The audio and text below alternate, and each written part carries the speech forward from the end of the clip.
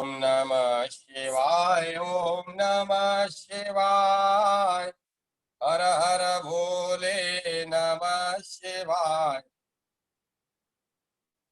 ओम नमः शिवाय। ओम नमः शिवाय। हर हर भोले नमः शिवाय। ओम नमः शिवाय। ओम नमः शिवाय। हर हर भोले नमः शिवाय। ओम नमः शिवाय। ओम नमः शिवाय। हर हर भोले नमः शिवाय। ओम नमः शिवाय। ओम नमः शिवाय। हर हर भोले नमः शिवाय। ओम नमः शिवाय। ओम नमः शिवाय। हर हर भोले नमः शिवाय। ओम नमः शिवाय। ओम नमः शिवाय। हर हर भोले नमः शिवाय। ओम नमः शिवाय। ओम नमः शिवाय। हर हर भोले नमः शिवाय। ओम नमः शिवाय। ओम नमः शिवाय। हर हर भोले नमः शिवाय। ओम नमः शिवाय। ओम नमः शिवाय। हर हर भोले नमः शिवाय। ओम नमः शिवाय। ओम नमः शिवाय। हर हर भोले नमः शिवाय। ओम नमः शिवाय। ओम नमः शिवाय। हर हर भोले नमः शिवाय। ओम नमः शिवाय। ओम नमः शिवाय। हर हर भोले नमः शिवाय। ओम नमः शिवाय। ओम नमः शिवाय। हर हर भोले नमः शिवाय। ओम नमः शिवाय। ओम नमः शिवाय। हर हर भोले नमः शिवाय। ओम नमः शिवाय। ओम नमः शिवाय। हर हर भोले नमः शिवाय। ओम नमः शिवाय। ओम नमः शिवाय। हर हर भोले नमः शिवाय। ओम नमः शिवाय। ओम नमः शिवाय। हर हर भोले नमः शिवाय। ओम नमः शिवाय। ओम नमः शिवाय। हर हर भोले नमः शिवाय। ओम नमः शिवाय। ओम नमः शिवाय। हर हर भोले नमः शिवाय। ओम नमः शिवाय। ओम नमः शिवाय। हर हर भोले नमः शिवाय। ओम नमः शिवाय। ओम नमः शिवाय। हर हर भोले नमः शिवाय। ओम नमः शिवाय। ओम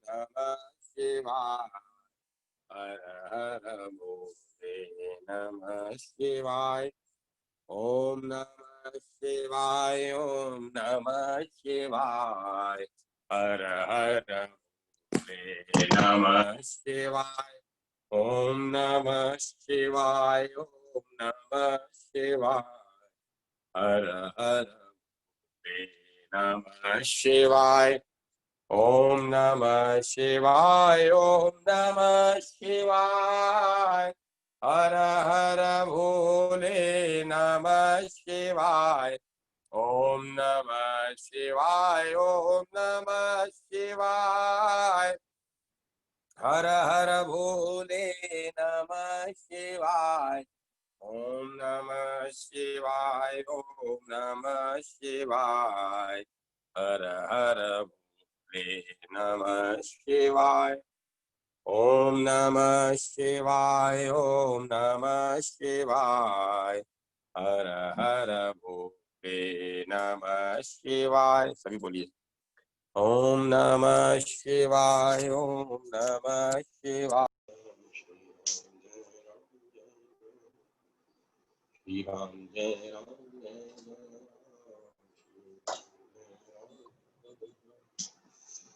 श्री राम जय राम जय श्री राम जय राम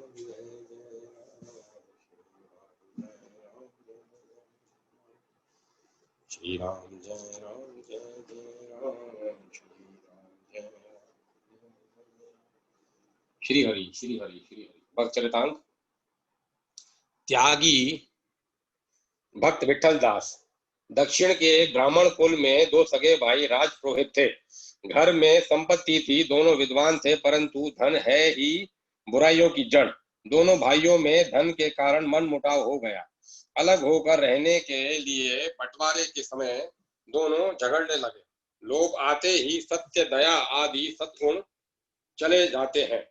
लोभ के साथ असत्य, अन्याय, छल, चोरी, कपट, दंभ, ईर्ष्या, द्वेष, हिंसा आदि दुर्गुण रहते हैं। लोभी मनुष्य की विद्या बुद्धि कुछ काम नहीं आती। लोभ उसे अंधा कर देता है। दोनों भाई धन के लोभ से झगड़ पड़े और एक दूसरे को मारकर मर गए। इस ब्राह्मण परिवार में उनकी विधवा पत्नियां और छोटे भाई का एक लड़का विठल दास ही था। बालक विठल दास जब समझने सोचने योग्य हुआ तब अपने पिता तथा ताऊ की मृत्यु का कारण धन को समझने के कारण उसकी धन से विरक्ति हो गई। संसार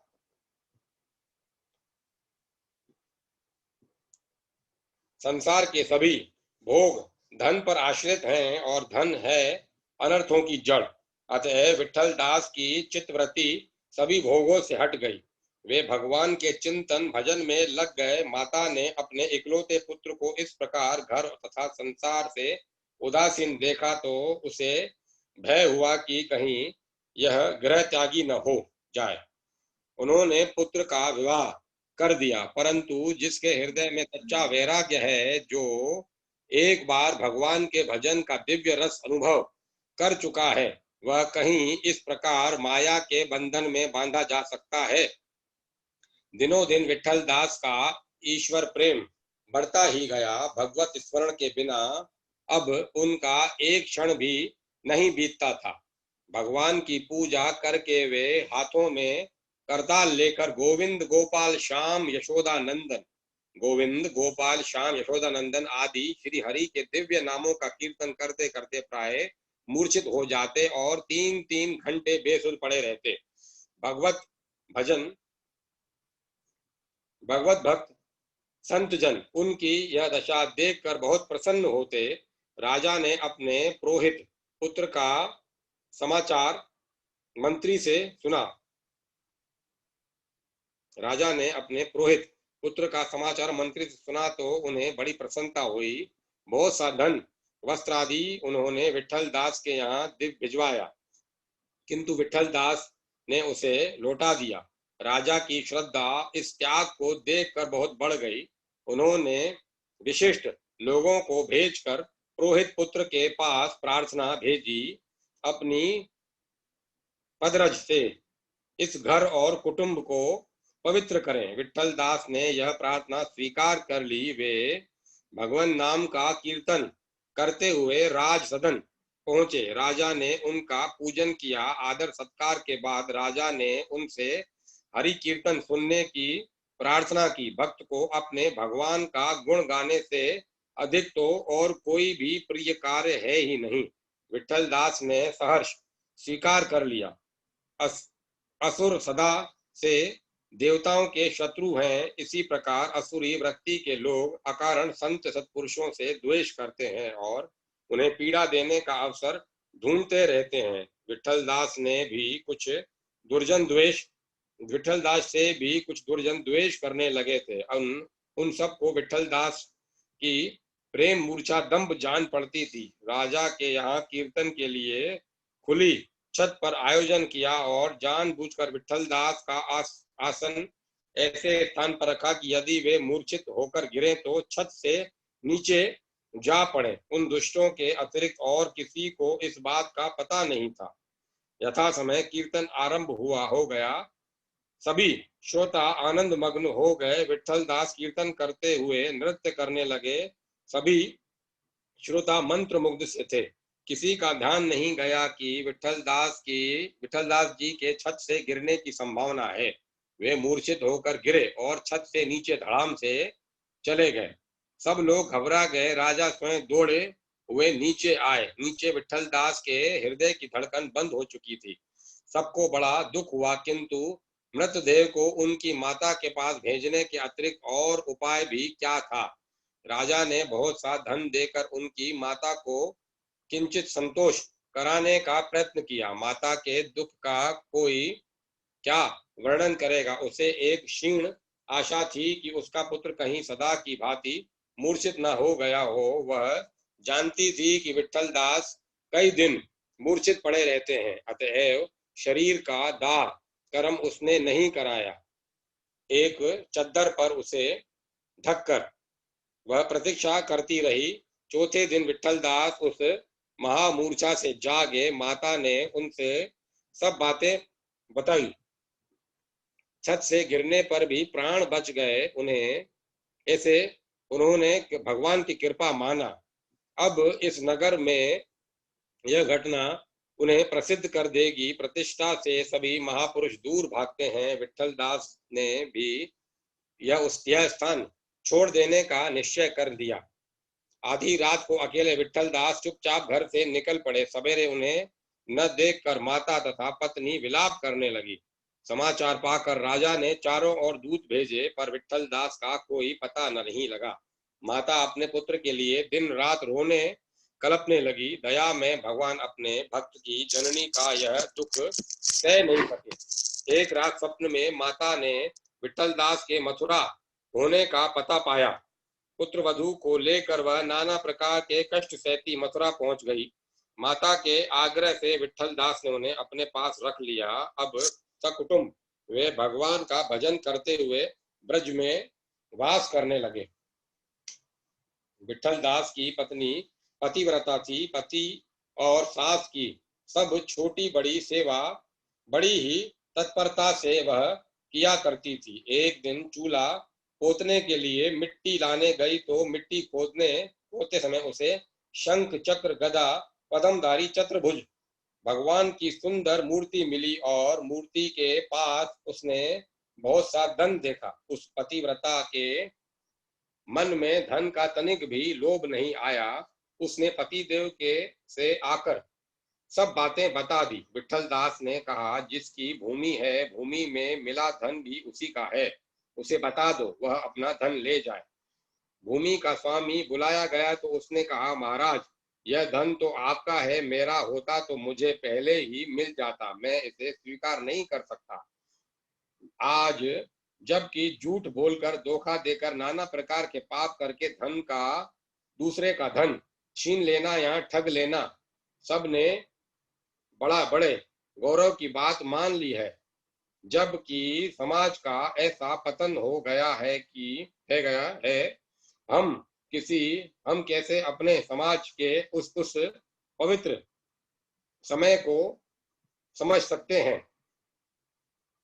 वह भी हमारे समाज का ही धन्य समय था। पंचायत में एक झगड़ा आया था। निपटाने के लिए झगड़ा झूठ, धोखाधड़ी या छल कपट का नहीं था। झगड़ा यह था कि भूमि स्वामी कहता है उसने अपनी भूमि जब किसी को दे दी, तब भूमि के साथ उसके बाहर भीतर की सब वस्तुएं भी दे दी गई। अब भूमि लेने वाला क्या कहता है कि भूमि में निकला धन उसका न होकर पहले भूमि स्वामी का है और यह धन उसे ले ही जाना पड़ेगा। दूसरे पक्ष का तर्क भी दुर्बल नहीं था। वह कहता था, भूमि लेते समय हमने केवल भूमि का ऊपरी उपयोग देखकर ही उसे लिया था। भूमि में इतना धन है यह बात न हमें ज्ञात थी न भूमि बेचने वाले को। भूमि में इतना धन है यह जानकर भूमि का स्वामी कभी हमें थोड़े मूल्य में भूमि न देता। अतः भूमि के भीतर का धन बिका हुआ नहीं माना जा सकता। भूमि का पहला स्वामी अपने धन को क्यों नहीं उठाता? उसके धन न उठाने से हमारी भूमि गिरी पड़ी है। हम इस झंझट में नहीं पड़ना चाहते। धन हमारा बिल्कुल नहीं है। पंचों ने फैसला दिया, धन अकेला नहीं मिला है, धन के साथ भगवान की मूर्ति भी मिली है। अतः धन भगवान का है। जहाँ भगवान की मूर्ति मिली है वह स्थल भी भगवान का है। वही एक मंदिर बनाकर उसमें भगवान को विराजमान करा दिया जाए और धन को मंदिर की सेवा पूजा के लिए लगा दिया जाए। दोनों पक्ष इस निर्णय से संतुष्ट हो गए। मंदिर बनवा दिया गया। विठलदास सब परिवार भगवान का भजन पूजन स्मरण करते हुए जीवन भर वहीं रहे। शातोम्बा और उसकी धर्म पत्नी। जब भारत में दिल्ली के सिंहासन पर मुगल वंश का प्रभुत्व था, उसी समय दक्षिण में रजनम नामक गांव में शांतोबा नाम के एक धनवान व्यक्ति रहते थे। संपत्ति और सम्मान दोनों उन्हें प्राप्त थे। संसार के भोगों में वे खूब आसक्त थे। परमार्थ की ओर उनका कोई ध्यान नहीं था। परंतु भगवान की लीला बड़ी विचित्र है। वे कब किससे अपनाना चाहते हैं यह कोई नहीं जानता। एक बार श्री तुकाराम जी महाराज शांतोबा के घर पधारे। सच्चे भक्त का क्षण भर का संग भी अमोघ होता है। तुकाराम जी के उपदेशों ने जैसे जादू कर दिया। संसार के सारे सुख भोग तुच्छ जान पड़ने लगे। शांतोबा के मन में वैराग्य का उदय हुआ। शांतोबा सोचने लगे, मैंने कामनी कंचन के जाल में पड़कर मनुष्य जन्म व्यर्थ ही खो दिया। भला मुझे इन भोगों से कितनी तृप्ति मिली। जितना जितना ही विषय भोग प्राप्त हो उतनी ही तृष्णा बढ़ती जाती है। विषयों से अतृप्ति, अशांति और दुख ही मिलता है। अब मेरी क्या गति होगी? श्री हरि के अभय चरण मुझे कैसे मिलेंगे? शांतोबा ने अपनी संपत्ति का बहुत सा भाग दीन दुखियों को बांट दिया। घर तथा परिवार का मोह छोड़कर वे निकल पड़े। एक लंगोटी के अतिरिक्त उनके पास कुछ भी नहीं था। वे चलते ही गए। उस समय भीमा नदी में बाढ़ आई हुई थी। वह सचमुच भीमा बनी थी, किंतु जो संसार सागर से पार होने निकला हो उसे ऐसी नदी से क्या भय। तैर कर नदी पार की उन्होंने और दूसरे तट के पर्वत पर चढ़ गए। पर्वत एवं वन की शोभा देखकर उनका मन वहां लग गया। वे वहीं एक गुफा में रहकर भजन करने लगे। शांतोबा के घर वालों को उनका वन जाना अत्यंत कष्टदायक हुआ। उन्होंने उनकी स्त्री को उनके पास इसीलिए भेजने का निश्चय किया कि सुंदरी पत्नी के मोह में पड़कर वे घर लौट आएंगे। सती स्त्री की पति के पास जाने को उत्सुक थी। उसने सोच लिया था, मेरे लिए तो पति देव के चरणों को छोड़कर और कोई गति है नहीं। वे लौट आई तो ठीक नहीं, वे लौट आए तो ठीक, नहीं तो जहां वे वहीं उनकी यह दासी पतिव्रता स्त्री उस घोर वन में शांतोबा के पास पहुंची और सिर झुकाकर खड़ी हो गई। शांतोबा के मन में उसके आने से तनिक भी उद्विग्नता या मोह का भाव नहीं आया। वे अपने भजन में लगे रहे। वह साध्वी पति के चरणों पर गिर पड़ी और रोकर कहने लगी, नाथ, आप हम लोगों को छोड़कर यहाँ भगवान की आराधना करने चले आए, यह तो ठीक है, परंतु देव, मेरे तो आप ही भगवान हैं। आपको छोड़कर दूसरे किसी भगवान को मैं नहीं जानती। मैं आपके चरणों की सेवा करने यहाँ आई हूँ। इस दासी को आप अपने आश्रय से अलग मत करें। उसका गला भर गया। यह कहते कहते शांतोबा के विकार का नाम शांतोबा में विकार का नाम नहीं था, परंतु स्त्री के प्रति पति का कुछ कर्तव्य होता है। नारी केवल काम वासना की तृप्ति का साधन ही नहीं, वह पुरुष की अर्धांगिनी है। कर्तव्य समझकर शांतोबा ने कहा, मेरी तरह रहना हो तो मैं तुम्हें अपने पास रहने के से रोकूंगा नहीं। यहाँ रहना हो तो बहुमूल्य वस्त्र और आभूषण उतार कर सादे कपड़े पहनकर रह सकती हो, नहीं तो जैसी तुम्हारी इच्छा हो करो। मुझे अपने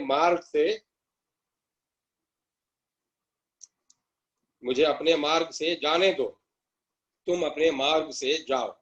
पति के मार्ग को छोड़कर पतिव्रता के लिए भला दूसरा अपना मार्ग कैसा? उस देवी ने वस्त्र तथा आभूषण उतार कर फेंक दिए। एक सादा कपड़ा पहनकर वह तपस्विनी बन गई। पति की सेवा में वह सब प्रकार उद्यत रहने लगी। अब पति पत्नी दोनों वन में करने लगे। एक दिन शांतोबा ने पत्नी के संयम, धैर्य तथा त्याग की परीक्षा लेने का निश्चय किया। उन्होंने स्त्री से कहा, रोटी खाए बहुत दिन हो गए, तुम गांव जाकर कुछ टुकड़े मांग लाओ। देखो, रोटी के टुकड़ों को छोड़कर और कुछ भी मत लेना किसी से। जो स्त्री धनी पिता माता के घर स्नेह से पली, धनी ससुर की पुत्र वधु बनी, अतः अंतःपुर से जो कभी बाहर नहीं निकली, वह आज एक मेली फटी साड़ी पहने भीख मांगने जा रही है। पति की आज्ञा से भिक्षु की बनी इस तपस्विनी की शोभा ही धन्य है। गांव में पहुंचकर वह भीख मांगने लगी। घर घर उसी गांव में उसकी ननंद की ससुराल थी। अपनी भाभी को भिखारिनी के वेश में देखकर उसके दुख का पार नहीं रहा। उसने पूछा, भाभी, क्या मेरे बाप दादा की सारी संपत्ति नष्ट हो गई? ननंद को उस पतिव्रता ने पति के वैराग की बात बताकर, तुम्हारे भाई को मैं भूखा छोड़ आई हूँ, मुझे रोको मत। एक टुकड़ा रोटी दे सको तो दे दो, नहीं तो मैं दूसरे घर जाती हूँ। ननंद ने पैर पकड़कर उसे ठहराया। हलवा पूरी का थाल भर कर उसे दिया। ननंद किसी प्रकार मानती नहीं थी। उससे विवाद में समय बीता जा रहा था। अंत में विवश होकर वह थाल स्वीकार करना पड़ा। उसे लेकर वह बड़ी शीघ्रता से चल रही थी। पतिदेव भूखे हैं, इस बात को सोचकर वह कभी दौड़ती, कभी धीरे धीरे चलती। पर्वत के बीहड़ पथ में से अनेक बार ठोकरें लगी। किसी प्रकार वह पति के पास पहुंची और उनके सामने थाल रखकर खड़ी हो गई। शांतोबा ने थाल देखकर कहा, मैंने ऐसा भोजन लाने को तो तुमसे नहीं कहा था, इसे लौटाओ। उस देवी ने डरते डरते गांव की सारी बातें सुना दी। बहन के आग्रह की बात सुनकर भी शांतोबा ने हलवा पूरी खाना अस्वीकार कर दिया। पतिव्रता स्त्री का शरीर पर्वत पर चढ़ने उतरने पर का इतना श्रम करके बिल्कुल थक गया था। उसका श्वास बढ़ गया था। पैर की उंगलियां ठोर लगने से फट गई थी। इतने पर भी पति की आज्ञा से हलवा पूरी का थाल लौटा कर रोटी मांगने वह बिना दो क्षण सुस्ताए तुरंत गांव की ओर चल पड़ी। गांव में जाकर बड़ी मधुर वाणी से ननंद को समझाकर उसने थाल लौटा दिया। जल्दी जल्दी कुछ घरों से रोटी के टुकड़े मांगे, क्योंकि एक ही घर से रोटियां लाने को पतिदेव ने मना कर दिया था। अब वह शीघ्रता पूर्वक वन की ओर चली। सायंकाल हो गया था। कुछ दूर जाते ही आकाश घटाओं से ढक गया। मूसलाधार वर्षा होने लगी। आज तो रोटियां उस पतिव्रता के हाथ में हैं। वे उसके प्राणों से भी प्रिय है। उनसे उसके देवता की भूख दूर होगी। अपनी फटी साड़ी वह रोटियों पर लपेटती चली गई। उन्हें भीगने से बचाने के लिए वर्षा में भीग कर उसका शरीर थर थर कांपने लगा। वर्षा के कारण भीमा नदी में बाढ़ आ गई। बढ़ी हुई भीमा की तरंगों में भला कोई नौका पार हो सकती है? नदी के किनारे पहुंचकर उस देवी के नेत्रों से भी वर्षा होने लगी। वह रोती हुई बोली, संध्या होने को आई, मेरे स्वामी सवेरे से भूखे हैं, ये रोटी के टुकड़े उनके पास कैसे पहुंचाऊं? दया में प्रभु सर्वेश्वर भगवान, तुम इस दरिद्रता पर क्या दया नहीं करोगे? दरिद्रा पर तुम इस दरिद्रा पर दया नहीं करोगे? ऐसी पतिव्रता की करुण पुकार पर यदि वे सर्वेश्वर दौड़ न पड़ते तो उन्हें कौन दया सिंधु कहता? वे केवट का रूप लेकर उपस्थित हुए और बोले, बहन, इस वर्षा में तुम अकेली यहाँ किस लिए भीग रही हो? सती पांडुरंग प्रभु को पुकार रही थी। नाविक का परम मधुर स्वर सुनकर उसने नेत्र खोले।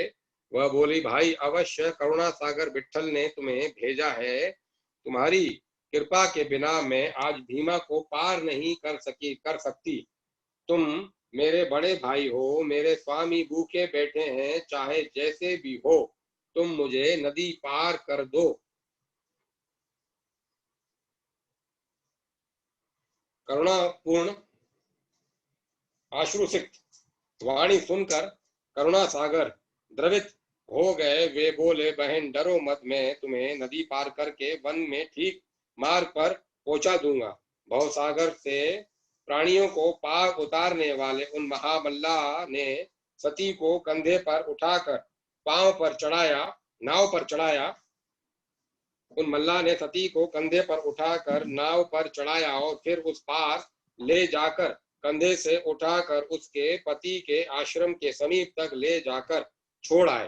कृतज्ञता के एक दो शब्द सुनने को भी वे रुके नहीं, वन में तुरंत अदृश्य हो गए।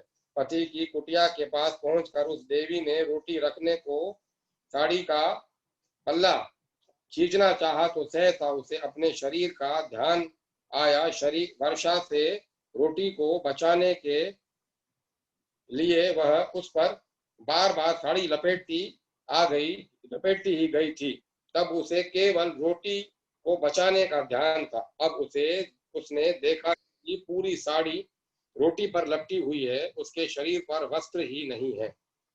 उसे बड़ा क्षोभ हुआ। पता नहीं केवट ने क्या सोचा होगा, बड़ी लज्जा आई उसे।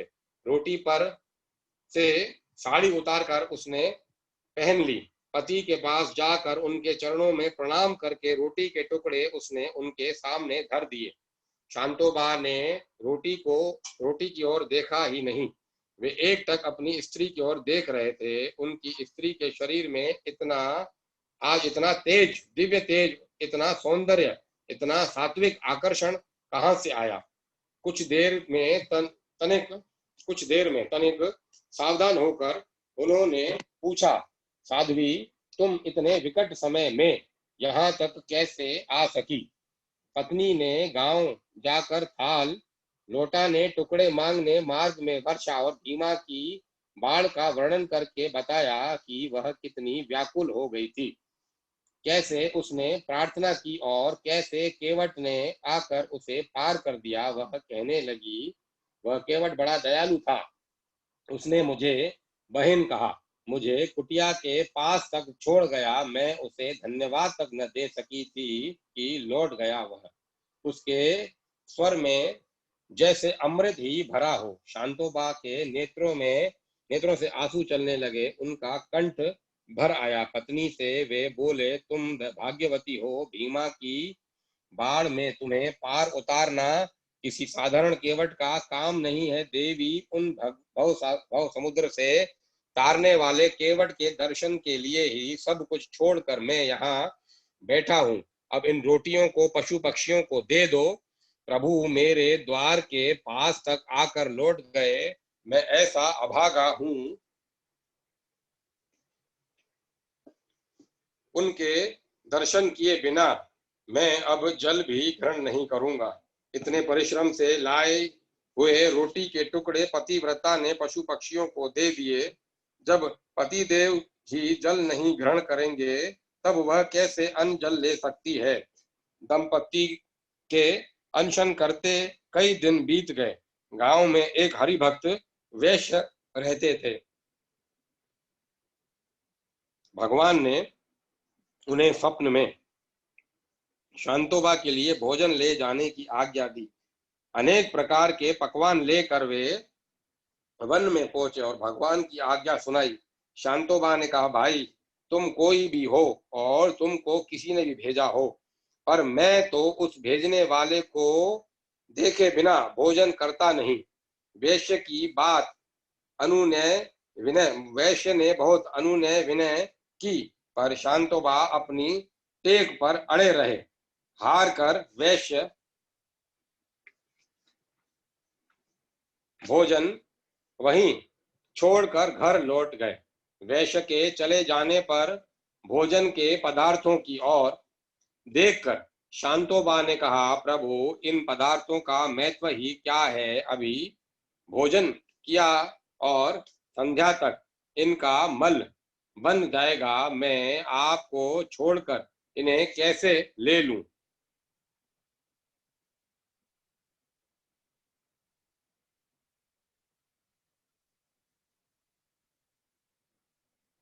दया में आप मुझ पर दया क्यों नहीं करते। मुझे दर्शन दो नाथ, एक बार आपकी बाकी झांकी दिखाओ। भक्ति की मनोवेदना भगवान सह नहीं सके, वे प्रकट हो गए। शांतोबा के नेत्र धन्य हो गए। वे प्रभु के चरणों में गिर पड़े। भगवान देर तक शांतोबा के सम्मुख खड़े रहे। उन्हें आशीर्वाद देकर प्रभु अंतर ध्यान हो गए। अब शांतोबा का जीवन दूसरा ही हो गया। हृदय में आनंद का समुद्र उमड़ पड़ा। वे पति पत्नी निरंतर भगवान के चिंतन में तल्लीन रहने लगे। वे कभी कभी भिक्षा के लिए गांव में भी जाते थे। हजारों नर नारी उनके उपदेश से कृतार्थ होने लगे। दक्षिण के भक्त प्रत्येक एकादशी को पंढरपुर पहुंचते हैं। आषाढ़ की देवशयनी एकादशी को वहां लाखों भक्तों का मेला होता है। एक बार शांतोबा महाराज भी अपनी पत्नी और ब्राह्मणों के साथ गाजे बाजे के साथ नाम संकीर्तन करते पंडरीनाथ के दर्शन करने को चले। उस समय नरसिंहपुर तथा पंढरपुर के बीच में पड़ने वाली नदी में बाढ़ आई थी। नदी पर कोई नौका नहीं थी। नदी की भीषण मूर्ति देखकर तैरने का साहस अच्छे केवट भी नहीं कर सकते थे। उस दिन दशमी की रात्रि थी। एकादशी को पंढरपुर अवश्य पहुंचना था। साथ के सब लोग किनारे ठिठक गए। यह देख शांतोबा बोले, तुम लोग इस शूद्र नदी को देखकर डर क्यों गए। जिन प्रभु का नाम भव समुद्र से पार करने वाला है, वे श्री हरि क्या कहीं चले गए हैं। भगवान नाम की घोषणा करते हुए मेरे पीछे पीछे चले आओ। शांतोबा इस प्रकार चलते गए जैसे सूखी भूमि पर जा रहे हों। उनके पीछे उनकी पत्नी चलती गई। उस साध्वी ने नदी के जल की ओर नेत्र उठाकर देखा ही नहीं। वे पति के चरणों को देखती बढ़ती गई। सहसा नदी के बीच में सूखा मार्ग हो गया। सब लोग शांतोबा के पीछे पीछे उस मार्ग से नदी पार हो गए। पंढरपुर जाकर सबने पुंडलिक भक्त का पूजन करने के अनंतर श्री पांडुरंग की पूजा की। शांतोबा तो श्री विठ्ठल के हृदय दर्शन करके तन मन की सुधि ही भूल गए। अपने हृदय में उन्होंने भगवान का दर्शन किया और सुना कि प्रभु कह रहे हैं, शांतोबा अब तुम मेरे पास ही रहो। अपने प्यारे भक्तों के पास रहकर ही मैं सुखी होता हूँ। भगवान की आज्ञा तो शांतोबा पत्नी के साथ फिर जीवन भर पंढरपुर ही रहे। उनका जीवन भगवत प्रेम के दिव्योन्माद में ही बीता। दक्षिणी तुलसीदास। जे ही के जे ही कर सत्य सने हूँ, सो ते ही मिलई न कछु संदेह। दक्षिणी समुद्र किनारे विद्यापट्टम पटन नगर में तुलसीदास नाम के एक क्षत्रिय रहते थे। श्री रामचरितमानस के रचयिता गोस्वामी तुलसीदास जी से ये भिन्न है, यह तो ध्यान में रखना ही चाहिए। ये शरीर से हुष्ट पुष्ट, सुगठित, सुंदर, बलवान तथा तेजस्वी थे। हथियार चलाने और घुड़सवारी में प्रसिद्ध थे। घर में सुंदरी सुशीला पतिव्रता पत्नी थी। 2 पुत्र और एक कन्या थी। धन भी पर्याप्त था। इतना होने पर भी घर में तथा विषय भोगों में उनकी आसक्ति नहीं थी। बड़े उदार थे, दाता थे। बड़े उदार थे, दाता थे और साधु संतों की सेवा करने वाले थे। इनका चित्त सदा कथा कीर्तन और सत्संग में ही लगा रहता था। नगर में कहीं भजन कीर्तन या देव महोत्सव होता अथवा कोई महात्मा पधारते तो वे अवश्य वहां पहुंच जाते और दिन भर वहीं बैठे रहते। जब तक कथा या सत्संग का संयोग देखते, वहां से हटने का नाम न लेते। तुलसीदास जी की शास्त्रों में अचल श्रद्धा थी। कौशल्या नंद वर्धन भगवान श्री रामभद्र उनके आराध्य थे। राम कथा सुनते समय वे उसमें तन्मय हो जाते, शरीर की सुधि भूल जाती। कथा में जैसे प्रसंग आते उनके अनुरूप भाव उनमें प्रकट होते जाते। कभी प्रसन्नता, कभी रोदन, कभी रोष और कभी विहलता उनमें कथा के अनुसार प्रकट होती। एक समय विजयापटन में एक अच्छे रामायणी पधारे। वे बड़े सुंदर ढंग से रामायण की कथा कहते थे। सैकड़ों श्रोता नित्य कथा में जाते थे। तुलसीदास जी कथा सुनते सुनते कभी तो ठहाका लगाकर हंसने लगते, कभी आवेश में हाथ से जंघा पर थाप लगाकर छलांग भरते और कभी आनंद के मारे खड़े होकर कूदने लगते। एक दिन सीता हरण का प्रसंग कथा में आया। वनवास की कथा सुनकर ही तुलसीदास बेसुध हो रहे थे, रोते रोते भूमि पर लौट रहे थे। अब सीता हरण से की बात ने तो उनको एकदम क्रोधित कर दिया। रावण सन्यासी का वेश बनाकर माता जानकी को बलपूर्वक ले जा रहा है और वे रुदन कर रही हैं, पुकार रही हैं। यह बात तुलसीदास से सहन न हो सकी। 2 युगों पहले का दृश्य जैसे आज उनके सामने प्रत्यक्ष हो गया। क्रोध के मारे उनका शरीर थर थर कांपने लगा। नेत्र अंगारों की भांति लाल लाल हो गए। वे भयंकर स्वर में गर्जन करते समय बोले, इस दुष्ट रावण का इतना साहस! यह मेरे सामने ही माता जी का हरण करके लिए जाता है। मैं इसके टुकड़े टुकड़े कर डालूंगा। अरे दुष्ट रावण, भागा कहाँ जाता है? ठहर ठहर।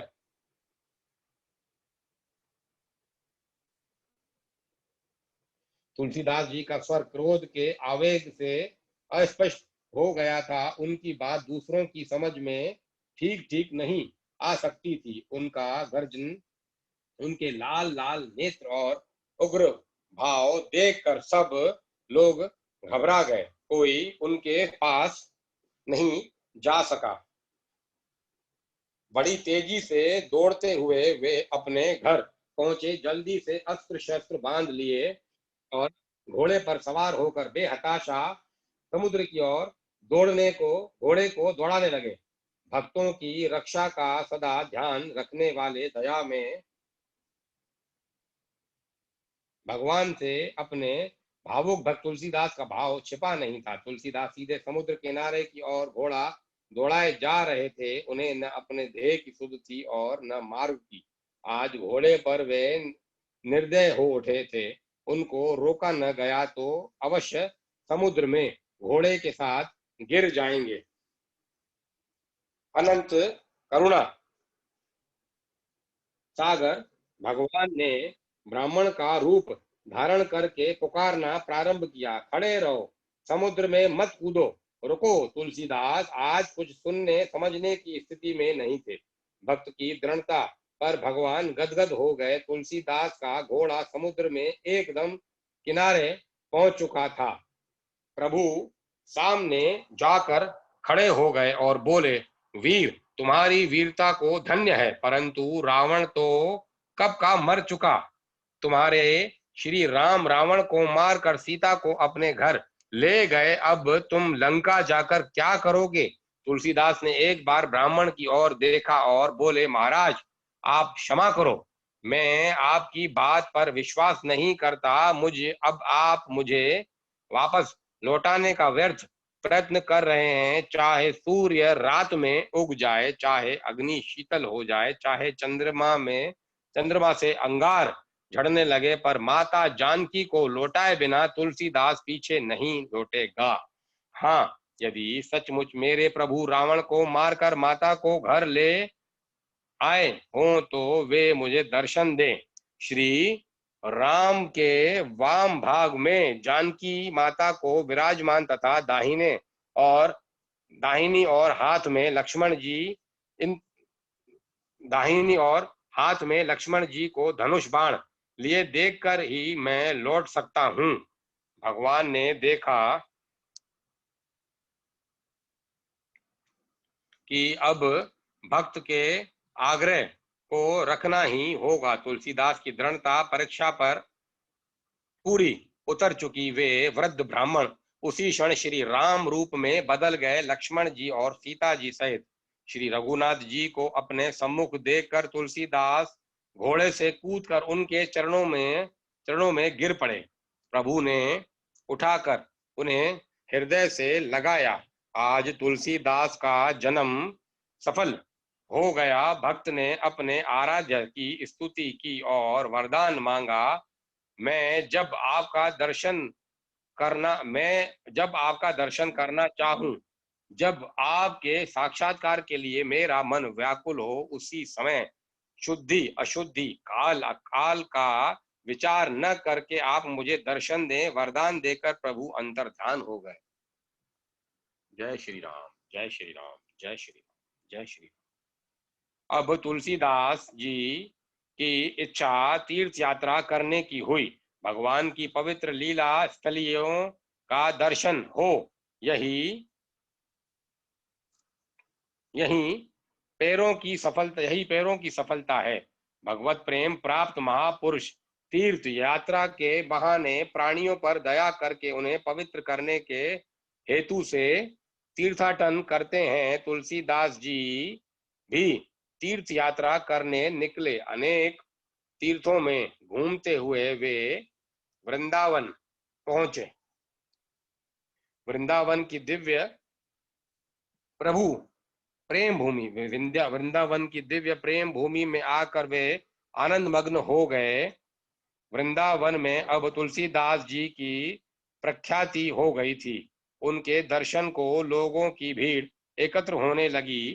प्रतिष्ठा से सभी सच्चे भक्त दूर रहना चाहते हैं। मान सम्मान से भजन में बाधा पड़ती है। तुलसीदास जी ने भी प्रतिष्ठा के भय से वृंदावन छोड़ दिया और तीर्थों की यात्रा करने निकल गए। वे उसके बाद कहाँ गए, इसका पता किसी को नहीं मिला। गायक भक्त त्यागराज दक्षिण भारत के सबसे महान और लोकप्रिय गायक हुए हैं। जो स्थान उत्तर भारत में सुर, तुलसी और मीरा के पदों को प्राप्त है, वही दक्षिण में त्यागराज के गीतों को प्राप्त है। सहस्त्रों की संख्या में उन्होंने गीत रचना की और उनमें निश्चल ईश्वर प्रेम का स्वर्गीय संगीत भर दिया। केवल पद रचना की और उनका उत्साह नहीं था। वे उनका लक्ष्य तो था संगीत विद्या का उत्थान।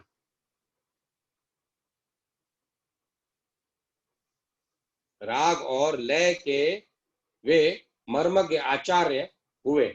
उनके पहले संगीत में शैली और शब्द की प्रधानता हो रही थी, जो उसके ब्राह अंग मात्र है।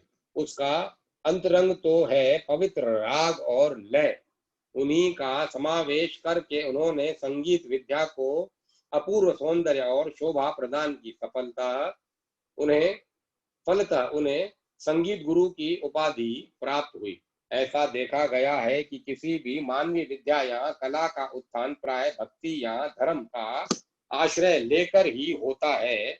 इसका कारण यही है कि अध्यात्म और धर्म की सच्ची जागृति होने पर मानव मन और बुद्धि अत्यंत परिष्कृत हो जाती है और उस अवस्था में की गई रचना शुद्ध और स्वच्छ हुआ करती है। जीवन के स्थायी सौंदर्य की ओर, जिसमें व्यक्तिगत लाभालाभ का विचार नहीं रहता, सारी चित्तवृत्तियां उन्मुख हो जाती हैं। यही चित्तवृत्ति संगीत गुरु संत त्यागराज की भी थी। सारे संसार की प्रलोभन सारे संसारिक प्रलोभनों से चित्त को हटाकर उन्होंने उससे परमात्मा की ओर लगाया था। उनके अनुपम कथा त्याग की कथाएं, जिनसे वे त्यागराज कहलाए, दक्षिण में अब भी प्रसिद्ध है। कहते हैं एक बार तंजौर के महाराज ने अपना दूत भेजकर उन्हें दरबार में बुलाया। उनकी इच्छा ऐसे पद सुनने की थी जिनमें स्वयं उनकी गुणगाथा गाई गई हो, किंतु त्यागराज ने ऐसा करना दृढ़ता पूर्वक अस्वीकार कर दिया। उन्होंने राजदूत से कहा, धिक्कार है भूमि या स्वर्ग आदि द्रव्यों का। यदि मैं उन्हें भी मूल्यवान समझता तो श्री राम की सोने की मूर्ति बेचकर मैं माला माल हो गया होता और दुनिया के सारे सुख भोग मेरे करतल करतलगत हो गए होते। मेरा मन ऊपर के सुनहले रंग पर नहीं रीझ सकता, वह तो रीझा है भीतरी सौंदर्य पर, भीतर के दिव्य स्वरूप पर। इन्हीं प्यारे राम के मोह में फंसकर मैंने इनकी सोने की मूर्ति नहीं बेची। उन्हें छोड़कर मैं किसी धनाभिमानी राजा को प्रसन्न नहीं कर सकता। यह सुनकर राजदूत अपने स्थान को लौट गया। राम की सोने की मूर्ति त्यागराज को घर के बंटवारे में मिली थी। उसकी कथा इस प्रकार है कि जब त्यागराज के धार्मिक पिता का शरीरांत हो गया, तब घर की संपत्ति दोनों भाइयों में बांट ली गई। त्यागराज का बड़ा भाई उतना ही मूर्ख और झगड़ालू था जितना ये प्रतिभाशाली और शांत थे। बंटवारे में श्री राम, जो त्यागराज के इष्ट देवता थे, की सोने की मूर्ति त्यागराज को मिली, किंतु दो द्रोवश बड़े भाई ने एक दिन उसे उठाकर पास बहती हुई कावेरी नदी में फेंक दिया। इससे त्यागराज को मार्मिक कष्ट हुआ। वे बाढ़ के प्रवाह में भी मूर्ति को ढूंढने की लालसा से कावेरी में कूद पड़े। अपने जीवन की उन्हें चिंता नहीं थी। चिंता थी तो मूर्ति की अंत में भगवत कृपा से वह मूर्ति उन्हें मिली। इतने कष्ट के पश्चात मिलने पर त्यागराज ने उसे अपना इष्ट देव बनाया। प्राणपण से वे उसकी पूजा करते थे, उसकी स्तुति में, उसी के प्रेम में विहल हो वे गीत रचना किया करते थे और उसके पीछे सारे संसार को भूल गए थे। ऐसा अनन्य प्रेम होने के कारण उन्हें भगवान के साक्षात दर्शन होते थे और वे भगवान से वार्तालाप करते थे। जो कुछ हृदय में होता है वही बाहर आता है। ऐसे ही दिव्य साक्षात्कार उनके गायन में स्पष्ट होते हैं। किसी प्रकार की संकीर्णता या दिखावे के लिए तो उनके मन में स्थान ही नहीं था। उसे तो वे भगवान के अमृत सिंधु में डुबा चुके थे। श्रीमद् भागवत, महाभारत तथा रामायण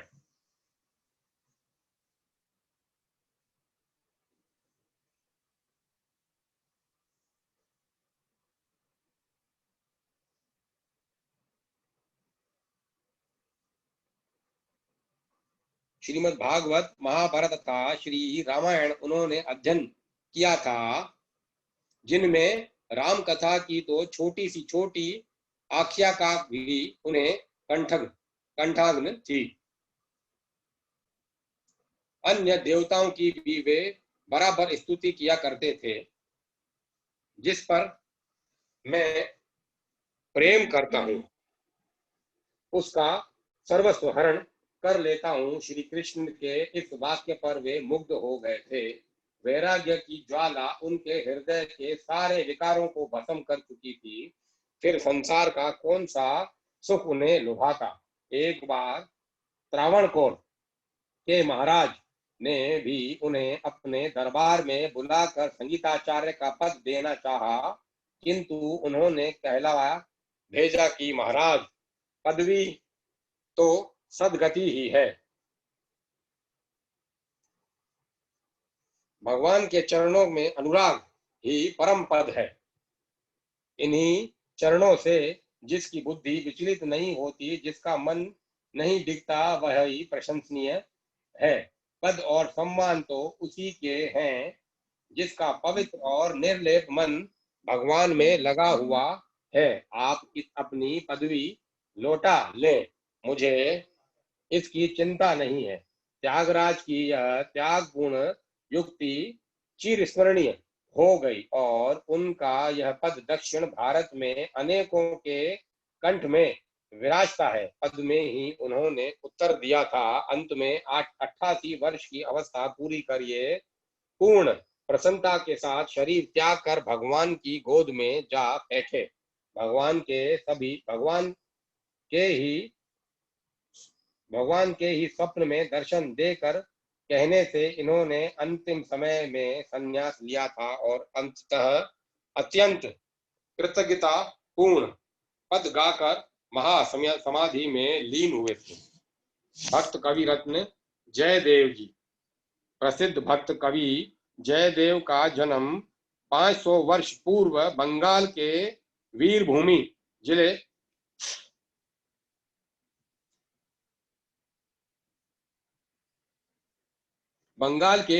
जिले के अंतर्गत केंदू बिल्व नामक ग्राम में हुआ था। इनके पिता का नाम भोजदेव और माता का नाम वामा देवी था। ये भोजदेव कान्य भोज से बंगाल में आए हुए पंच ब्राह्मण में भरद्वाज गोत्र श्री हर्ष के वंशज थे। माता पिता बाल्यकाल से ही जयदेव को अकेला छोड़कर चल बसे थे। ये भगवान का भजन करते हुए किसी प्रकार अपना निर्वाह करते थे। पूर्व संस्कार बहुत अच्छे होने के कारण इन्होंने कष्ट में रहकर भी बहुत अच्छा विद्याभ्यास कर लिया था और सरल प्रेम के प्रभाव से भगवान श्री राम की परम कृपा के अधिकारी हो गए थे।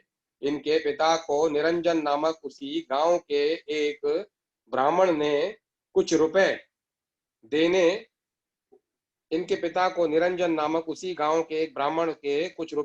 थे। निरंजन ने जयदेव को संसार से उदासीन जानकर उनकी भगवत भक्ति से अनुचित लाभ उठाने के विचार से किसी प्रकार उनके घर द्वार हथियाने का निश्चय किया। उसने एक दस्तावेज बनाया और आकर जयदेव से कहा, देख जयदेव, मैं तेरे राधा कृष्ण को और गोपी कृष्ण को नहीं जानता। यहाँ तो अभी मेरे रुपए ब्याज समेत दे दे, नहीं तो इस दस्तावेज पर सही करके घर द्वार पर मुझे अपना कब्जा कर लेने दे। जयदेव तो सर्वथा निष्प्रह थे। उन्हें घर द्वार में रत्ती भर भी ममता नहीं थी। उन्होंने कलम उठाकर उसी क्षण दरवाजे पर दस्तावेज पर हस्ताक्षर कर लिए। निरंजन कब्जा करने की तैयारी में आया ही था, परंतु उसने तुरंत घर का कब्जा कर लिया। इतने में ही निरंजन की छोटी कन्या दौड़ती हुई अपने घर से आकर निरंजन से कहने लगी, बाबा जल्दी चलो, घर में आग लग गई, सब जल गया। भक्त जयदेव वहीं थे। उनके मन में द्वेष, हिंसा का कहीं लेश भी नहीं था। निरंजन के घर में आग लगने की खबर सुनकर वे भी उसी क्षण दौड़े और जलती हुई लाल लाल लपटों के अंदर उसे के घर में घुस गए। जयदेव का घर में घुसना ही था कि अग्नि वैसे ही अदृश्य हो गई जैसे जागते ही सपना। जयदेव की इस अलौकिक शक्ति को देखते ही निरंजन के नेत्रों में जल भर आया। अपनी अपवित्र करनी पर पछताता हुआ निरंजन जयदेव के चरणों में गिर पड़ा और दस्तावेज को फाड़कर कहने लगा, देव मेरा अपराध क्षमा करो। मैंने लोभवश थोड़े ही पैसों के लिए जानबूझकर बेईमानी से तुम्हारा घर द्वार छीन लिया है। आज तुम न होते तो मेरा तमाम घर खाक हो गया होता। धन्य हो तुम। आज मैंने भगवत भक्त का प्रभाव जाना। उसी दिन से निरंजन का हृदय शुद्ध हो गया और वह जयदेव के संग से लाभ उठाकर भगवान के भजन कीर्तन में समय बिताने लगा। भगवान की अपने ऊपर इतनी कृपा देखकर जयदेव का हृदय द्रवित हो गया। उन्होंने घर द्वार छोड़कर पुरुषोत्तम क्षेत्र पुरी जाने का विचार किया और अपने गांव के पराशर नामक ब्राह्मण को साथ लेकर वे पुरी की ओर चल पड़े। भगवान का भजन कीर्तन करते मग्न हुए जयदेव जी चलने लगे। एक दिन मार्ग में जयदेव जी को बहुत दूर तक कहीं जल नहीं मिला। बहुत जोर की गर्मी पड़ रही थी। वे प्यास के मारे व्याकुल होकर जमीन पर गिर पड़े। तब भक्त वत्सा कल्पतरु हरि ने स्वयं गोपाल बालक के वेश में पधार कर जयदेव को कपड़े से हवा की और जल तथा मधुर दूध पिलाया। तदंतर मार्ग बतलाकर उन्हें शीघ्र ही पुरी पहुंचा दिया। अवश्य ही भगवान को छद्म वेश में उस समय जयदेव जी और उनके साथी पराशर ने पहचाना नहीं। जयदेव जी प्रेम में डूबे हुए सदा श्री कृष्ण का नाम गान करते रहते थे। एक दिन भावावेश में अकस्मात उन्होंने देखा मानो चारों ओर सुनील पर्वत श्रेणी, नीचे कलकल निनादनी कालिंदी बह रही है। यमुना तीर पर कदम के नीचे खड़े हुए भगवान श्री कृष्ण मुरली हाथ में लिए मुस्कुरा रहे हैं। यह दृश्य देखते ही जयदेव के मुख में अकस्मात यह गीत निकल पड़ा। पराशर इस मधुर गान को सुनकर मुग्ध हो गया। बस यहीं से ललित मधुर गीत गोविंद आरंभ हुआ। कहा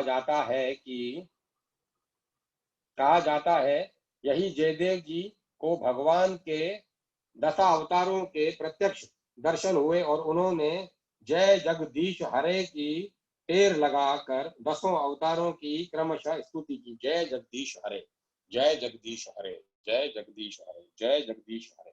कुछ समय बाद जब उन्हें ब्रह्म ज्ञान हुआ तब पराशर को साथ लेकर वे चले भगवान श्री जगन्नाथ जी के दर्शन करने। भगवान के दर्शन प्राप्त कर जयदेव जी बहुत प्रसन्न हुए। उनका हृदय आनंद से भर गया। वे पुरुषोत्तम क्षेत्र पुरी में एक विरक्त सन्यासी की भांति रहने लगे। उनका कोई नियत स्थान नहीं था। प्राय वृक्ष के नीचे ही वे रहा करते और भिक्षा द्वारा क्षुधा निवृत्ति करते। दिन रात प्रभु का ध्यान, चिंतन और गुणगान करना ही उनके जीवन का एकमात्र कार्य था। विवाह की इच्छा न होने पर भी सुदेव नाम के एक ब्राह्मण ने भगवान की आज्ञा से अपनी पुत्री पद्मावती जयदेव जी को अर्पित कर दी। जयदेव जी को भगवान का आदेश मानकर पद्मावती के साथ विवाह करना पड़ा।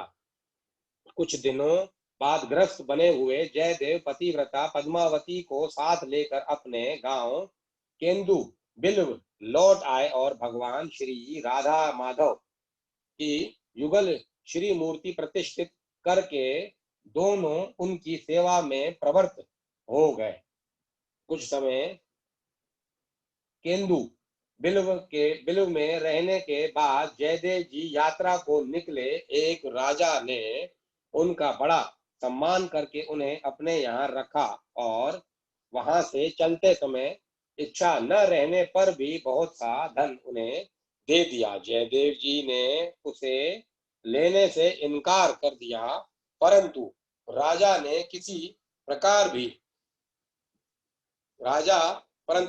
किसी प्रकार भी नहीं माना। तब मन मार कर उन्होंने राजा की प्रसन्नता के लिए निष्प्रय और निर्मम भाव से कुछ धन साथ ले लिया और वहां से वे अपने गांव को चल पड़े।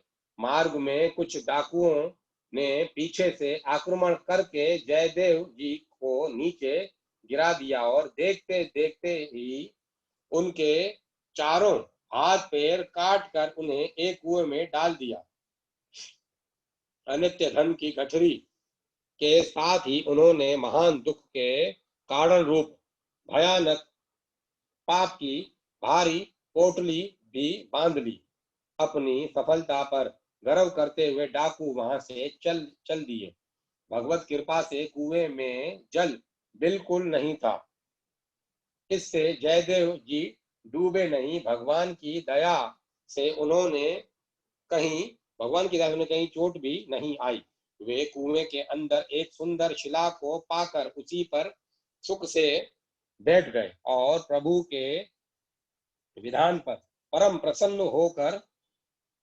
प्रसन्न होते हुए उनका नाम गुण कीर्तन करने लगे।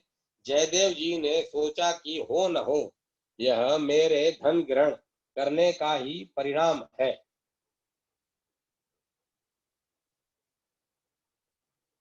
थोड़ी देर बाद उधर से घोड़ेश्वर राजा लक्ष्मण सेन की सवारी निकली। कुएं में से आदमी की आवाज आती सुनकर राजा ने देखने की आज्ञा दी। एक सेवक ने जाकर देखा तो मालूम हुआ कोई मनुष्य सूखे कुएं में बैठा श्री कृष्ण नाम कीर्तन कर रहा है। राजा की आज्ञा से उसी क्षण जयदेव को बाहर निकाला गया और इलाज कराने के लिए उन्हें साथ लेकर राजा अपनी राजधानी गोण को लौट आए। श्री जयदेव जी की विद्वता और उनके श्री कृष्ण प्रेम का परिचय प्राप्त कर राजा को बड़ी प्रसन्नता हुई और उनके लोकोत्तर गुणों को देख वह उनका भक्त बन गया। राजा ने हाथ पैर काटने वाले का नाम पता और हुलिया पूछा। जयदेव जी नाम पता तो जानते ही नहीं थे, हुलिया भी उन्होंने इसलिए नहीं बताई कि कहीं राज कर्मचारी उनका पता लगाकर उन्हें तंग न करे। चिकित्सा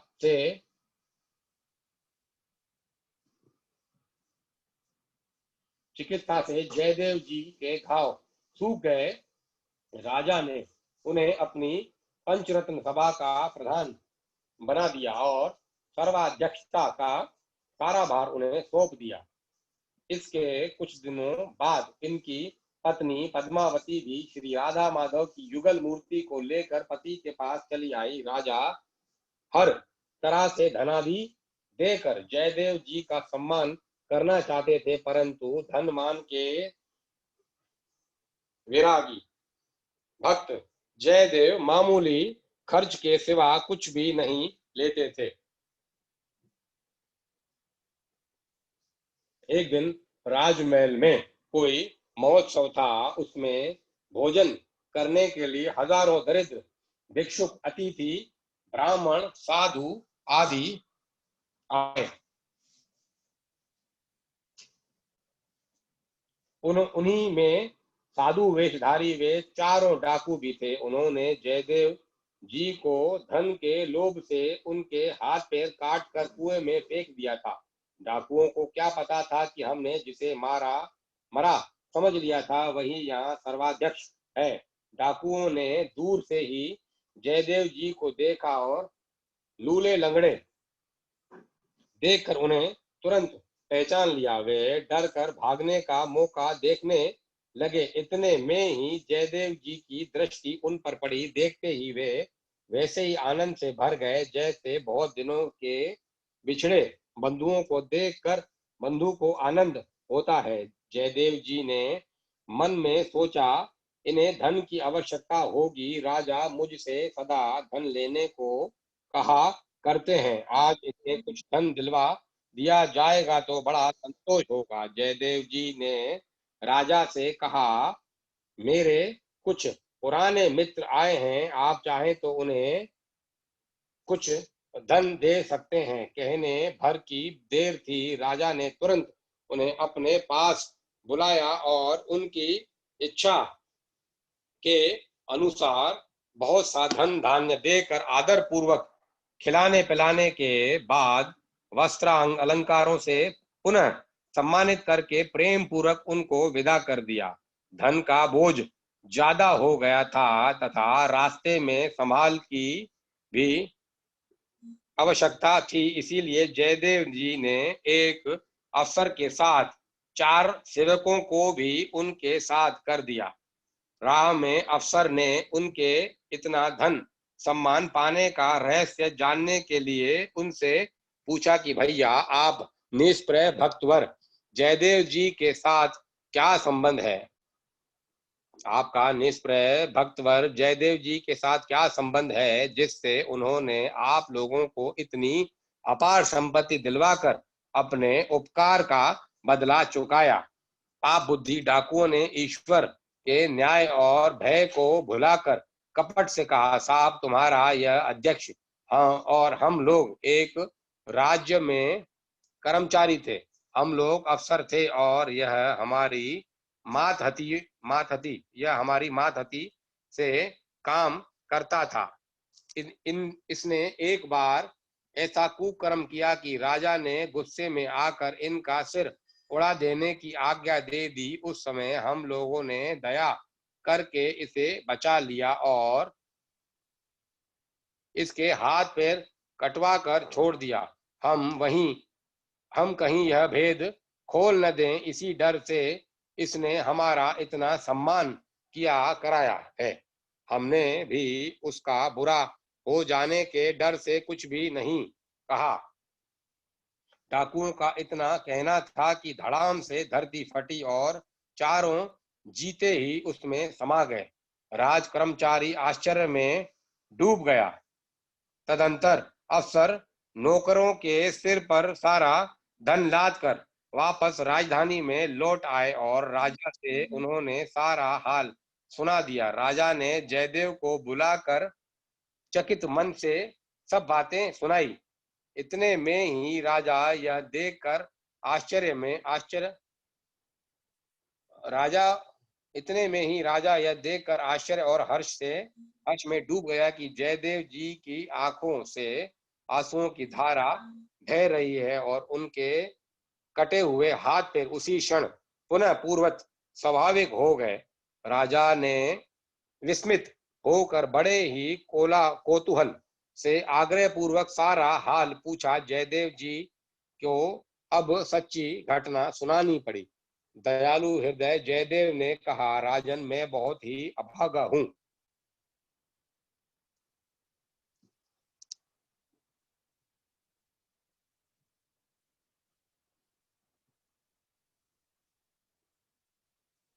मैं बहुत ही अभागा हूं जिसके कारण इन बेचारों के प्राण गए। मैंने धन को बुरा समझकर छोड़ दिया था, पुनः राजा के आग्रह से उसे ग्रहण कर लिया।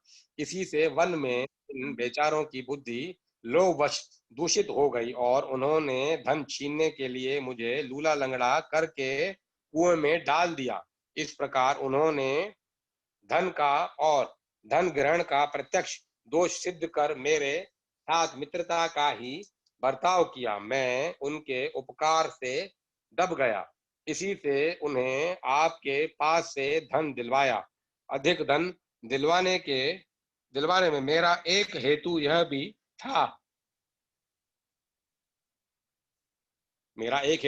था यदि इनके धन की कामना पूर्ण हो जाएगी तो वे डाकूपन के निर्दय काम को छोड़ देंगे।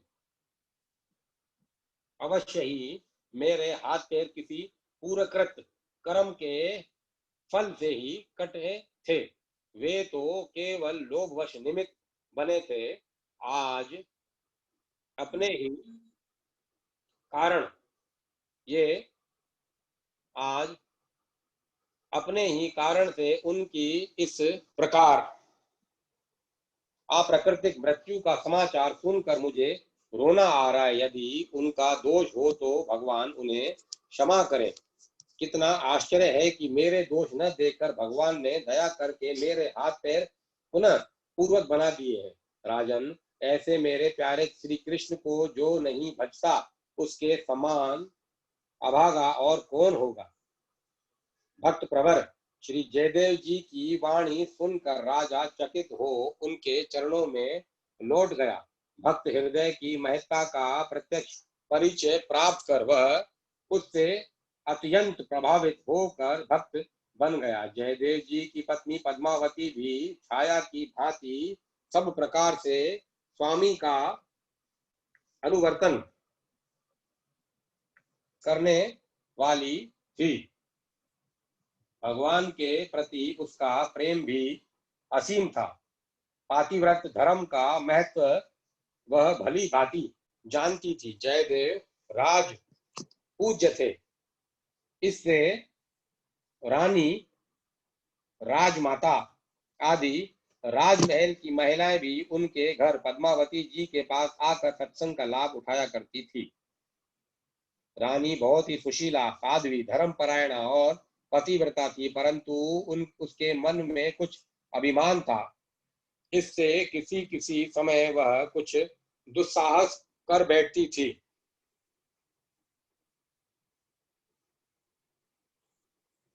दुस्साहस कर बैठी।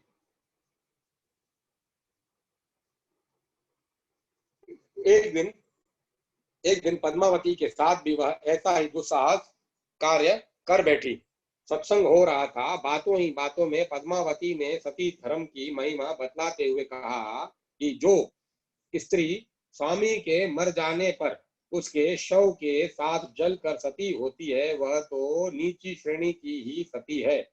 उच्च श्रेणी की सती तो पति के मरण का समाचार सुनते ही प्राण त्याग देती है। रानी को यह बात नहीं जची।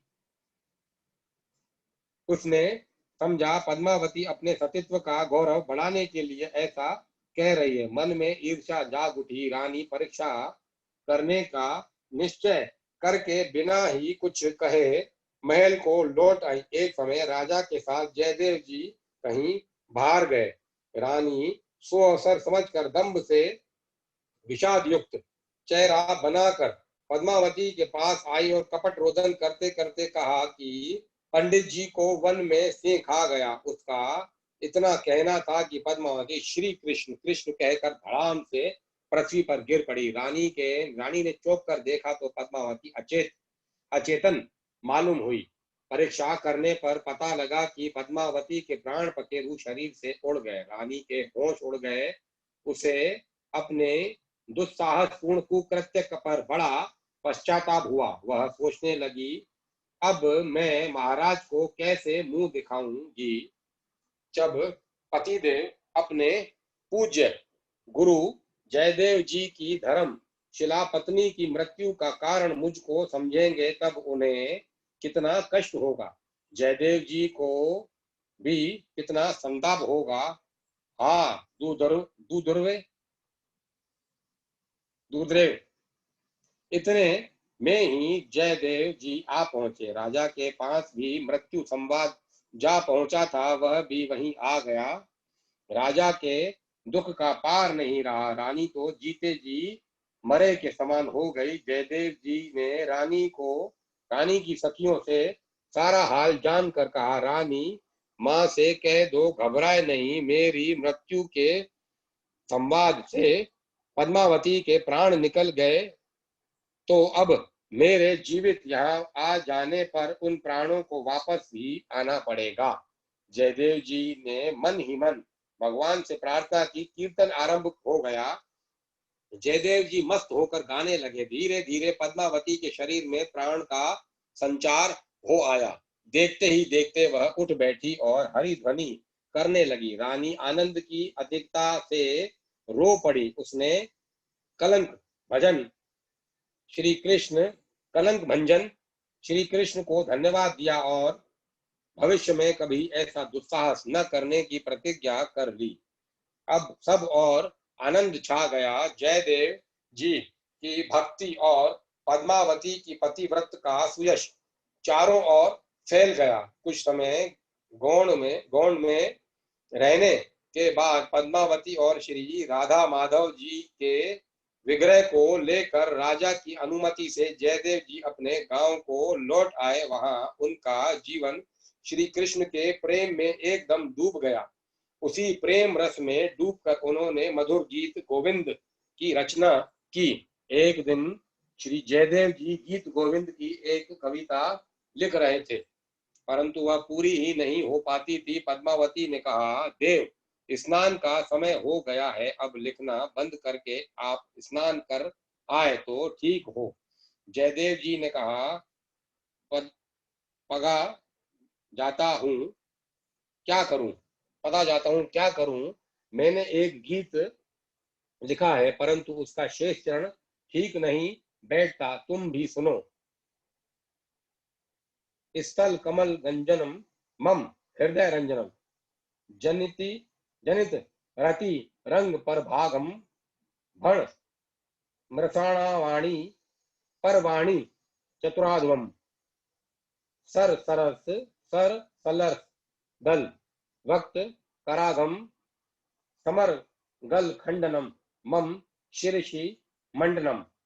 इसके बाद क्या लिखूं, कुछ निश्चय नहीं कर पाता। पद्मावती ने कहा, इसमें घबराने की कौन सी बात है, गंगा स्नान से लौटकर शेष चरण लिख लीजिएगा। अच्छा, यही सही। ग्रंथ को और कलम दवात को उठाकर रख दो, मैं स्नान करके आता हूँ। जयदेव जी इतना कहकर स्नान करने चले गए।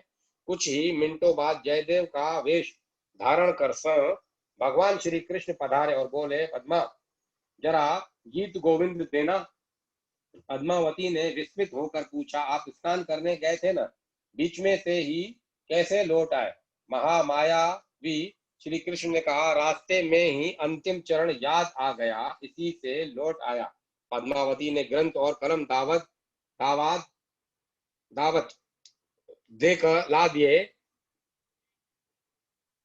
जयदेव वेशधारी भगवान ने दे ही में पद पलमा मुदराम लिखकर कविता की पूर्ति कर दी। तदंतर पद्मावती से जल मंगाकर स्नान किया और पूजादि से निवृत्त होकर भगवान के निवेदन किया हुआ पद्मावती के हाथ से बना भोजन पाकर पलंग पर लेट गए। पद्मावती पत्तल से बचा हुआ प्रसाद पाने लगी। इतने में ही स्नान करके जयदेव जी लौट आए। पति को इस प्रकार आते देखकर पद्मावती सहम गई और जयदेव जी भी पत्नी को भोजन करते देखकर विस्मित हो गए। जयदेव जी ने कहा, यह क्या पद्मा, आज तुम श्री माधव के भोग लगाकर मुझको भोजन कराए बिना ही कैसे जिम रही हो? तुम्हारा यह आचरण तो मैंने कभी नहीं देखा। पद्मावती ने कहा, आप यह क्या कह रहे हैं? आप कविता का शेष चरण लिखने के लिए रास्ते से ही लौट आए थे। कविता की पूर्ति करने के बाद आप अभी अभी तो स्नान पूजन भोजन करके लौटे थे। इतनी देर में मैं आपको नहाए हुए से आते कैसे देख रही हूँ? जयदेव जी ने जाकर देखा, पलंग पर कोई नहीं लेट रहा है। वे समझ गए कि आज अवश्य ही यह भक्त वत्सल की कृपा हुई है। फिर कहा, अच्छा पद्मा, लाओ तो देखें कविता की पूर्ति कैसे हुई है। पद्मावती ग्रंथ ले आई। जयदेव जी ने देखकर मन ही मन कहा, यही तो मेरे मन में था, पर मैं संकोचवश लिख नहीं रहा था। फिर ये दोनों हाथ उठाकर रोते रोते पुकार कर कहने लगे, हे कृष्ण नंद नंदन, हे राधा वल्लभ, हे व्रजांगन नाथव,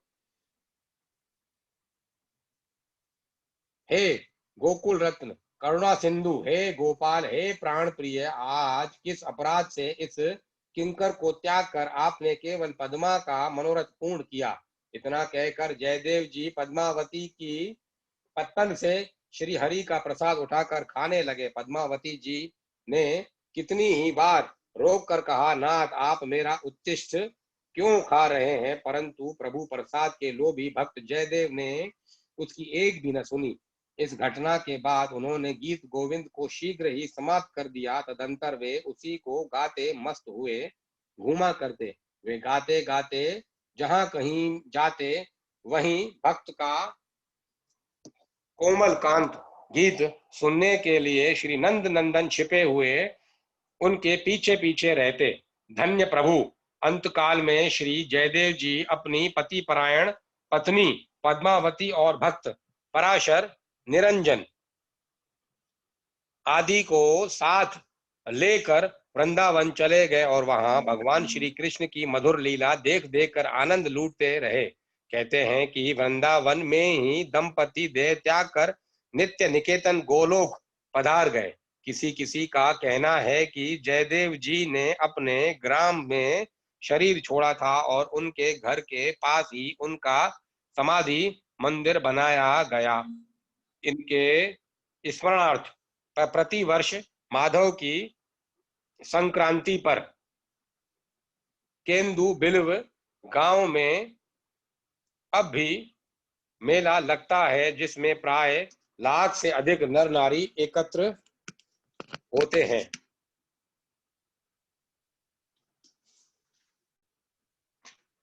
श्री मधुसूदन सरस्वती।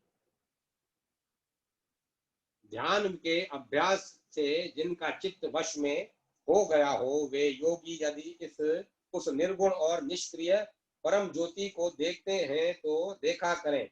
हमारे नेत्रों को तो यमुना कुलीन बिहारी नीले तेज वाला सांवरा ही चीर काल तक सुख पहुंचाता रहे। जिसके हाथ में वंशी सुशोभित है, जो नव नील निरद सुंदर है, पीतांबर पहने हैं, जिसके होंठ बिंब फल के समान लाल लाल है, जिसका मुखमंडल पूर्ण चंद्र के सदृश और जिसके नेत्र कमलवत हैं, उस श्री कृष्ण से परे कोई तत्व हो तो मैं उसे नहीं जानता। प्रमाणों से निर्णय दिए हुए श्री कृष्ण के अद्भुत महात्म्य को जो मूढ़ नहीं सह सकते, वे नरकगामी होंगे। ईसा की लगभग 16वीं शताब्दी में बंगाल के फरीदपुर जिले के कोटला कोटल कोटल कोटलपाड़ा ग्राम में प्रमोदन पुरंदर नामक एक विद्वान ब्राह्मण रहते थे।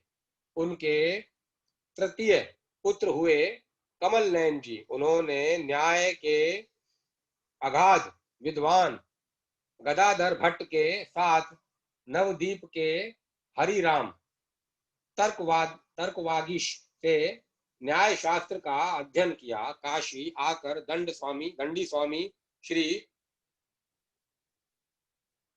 श्री विश्वेश्वराश्रम जी से इन्होंने वेदांत का अध्ययन किया और यहीं संन्यास ग्रहण किया। संन्यास का इनका नाम मधुसूदन सरस्वती पड़ा। स्वामी मधुसूदन सरस्वती को शास्त्रार्थ करने की धुन थी। काशी के बड़े बड़े विद्वानों को ये अपनी प्रतिभा के बल से हरा ले देते थे, परंतु जिसे श्री कृष्ण अपनाना चाहते हो, उसे माया का यह थोथा प्रलोभन जाल कब तक उलझाए रख सकता है। एक दिन एक वृद्ध दिगंबर परमहंस ने उनसे कहा, स्वामी जी, सिद्धांत की बात करते समय तो आप अपने को असंग निर्लिप्त ब्रह्म कहते हैं, पर सच बताइए, क्या विद्वानों को जीतकर आपके मन में गर्व नहीं होता? यदि आप पराजित हो जाएं तब भी क्या ऐसे ही प्रसन्न रह सकेंगे? यदि आपको घमंड होगा तो ब्राह्मणों को दुखी करने, अपमानित करने का पाप भी होगा। कोई दूसरा होता तो मधुसूदन सरस्वती उसे फटकार देते, परंतु उन संत के वचनों से वे लज्जित हो गए, उनका मुख मलिन हो गया। परमहंस ने कहा, भैया, पुस्तक के इस थोथे पांडित्य के पांडित्य में कुछ रखा नहीं है।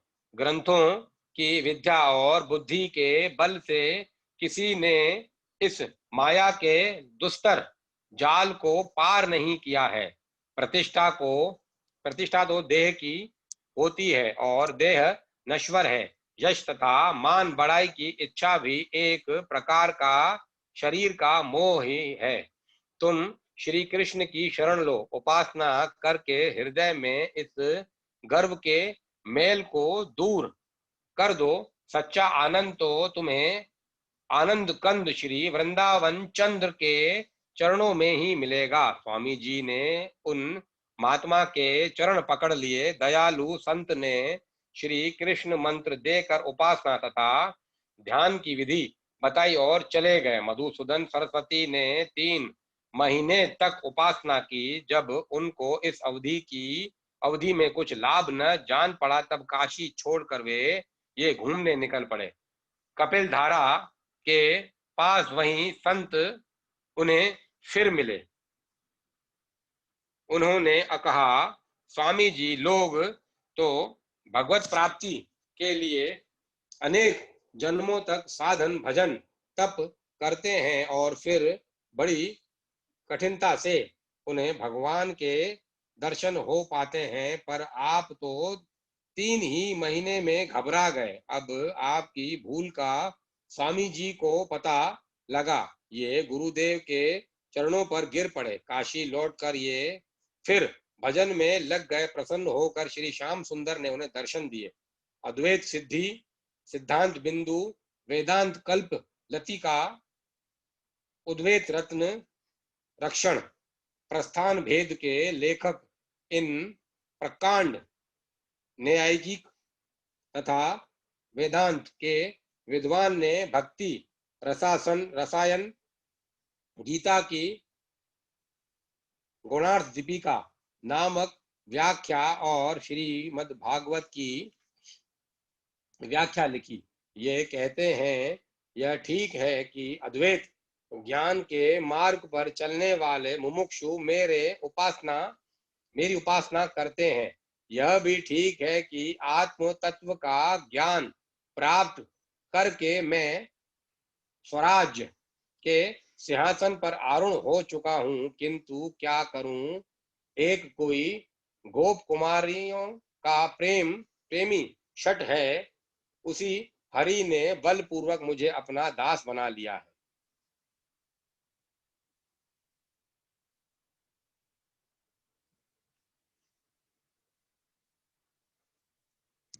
कथा को मैं विराम देता हूं।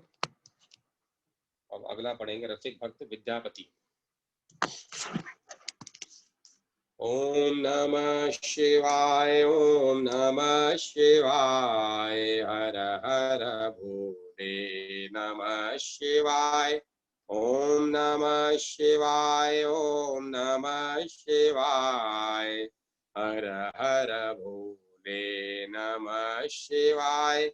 ओम नमः शिवाय, ओम नमः शिवाय, हर हर भोले नमः शिवाय। ओम नमः शिवाय, ओम नमः शिवाय, हर हर भोले नमः शिवाय। ओम नमः शिवाय, ओम नमः शिवाय, हर हर भोले नमः शिवाय। ओम नमः शिवाय, ओम नमः शिवाय। हर हर भोले नमः शिवाय। ओम नमः शिवाय, ओम नमः शिवाय। हर हर भोले नमः शिवाय। ओम नमः शिवाय, ओम नमः शिवाय। हर हर भोले नमः शिवाय। ओम नमः शिवाय, ओम नमः शिवाय। हर हर भोले नमः शिवाय। ओम नमः शिवाय, ओम नमः शिवाय। हर हर भोले नमः शिवाय। ओम नमः शिवाय, ओम नमः शिवाय। हर हर भोले नमः शिवाय। हर हर भोले नमः शिवाय। हर हर भोले नमः शिवाय।